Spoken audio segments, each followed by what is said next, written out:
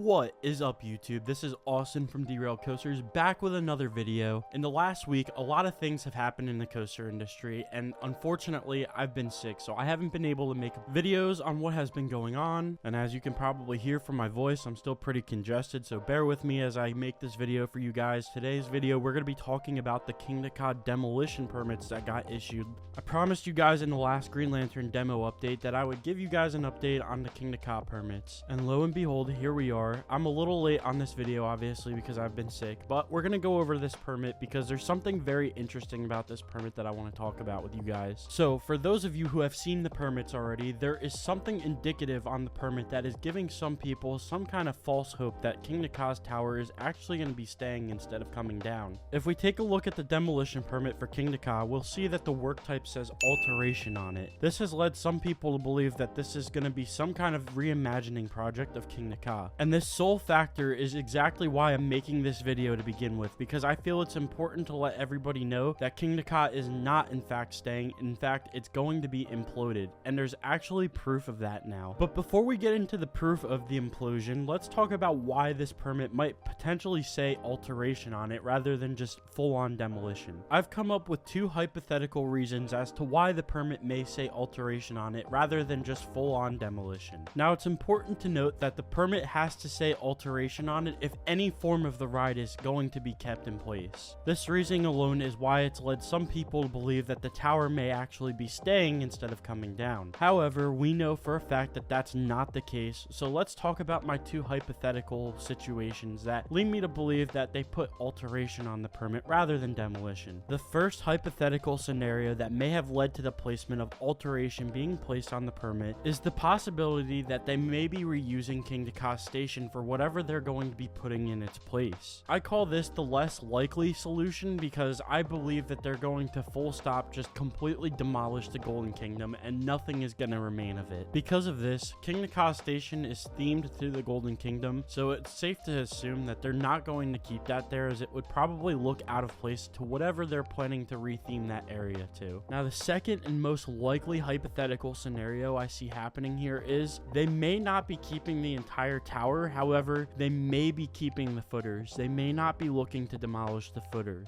For those of you who don't know, the footers for the tower are very deep and they're very large in size. Looking at the complete demolition zone from Green Lantern to Kingda Ka, it is possible to assume that the new roller coaster going in Kingda Ka's place is not going to reach as far back as Kingda Ka's old tower did. There may not be a necessity to fully demolish Kingda Ka's old tower footers, or they could somehow find a way to retrofit the old Ka tower footers into the new roller coaster's footers. Either way, I believe due to the size and magnitude of Ka's old tower footers, it would be quite a lengthy and expensive process to get rid of them completely, which is why I believe the permit probably says alteration on it, because unfortunately they're going to have to keep the tower footers. Or I could just be completely wrong on both theories and it could be something completely different, but time will tell if that's the case or not. What I can tell you for a fact though is that Kingda Ka is absolutely not being reimagined, and we have proof of this. Earlier this week, there was a document leak that has something to do with Kingda Ka's implosion. The document states several different factors about Kingda Ka's implosion, including the price tag and the dates on when we can expect to see this happen to the ride. At first glance, this document looks like something that any normal average Joe could have typed up and leaked to the internet. However, I did some digging around and some research because I wanted to find out more about this document. The thing about this document that caught my eye the most were the implosion dates, and the reason why is because the implosion dates on the document had been lining up with the things that I have been being told for the past month about when we could expect to see Kingda Ka imploded. I have been being told for quite some time now that February would be the month to look at for the possible implosion of Kingda Ka, and here we are, we have a document that says exactly that. Sure, could it just been a coincidence? However, I had to do the investigation to see if this document had any sort of legitimacy to it. I started my investigation by looking for the true source of this document, and it led me to a Discord server. I'm not going to name which Discord server it is on this video. However, in this Discord server, I found some very interesting things.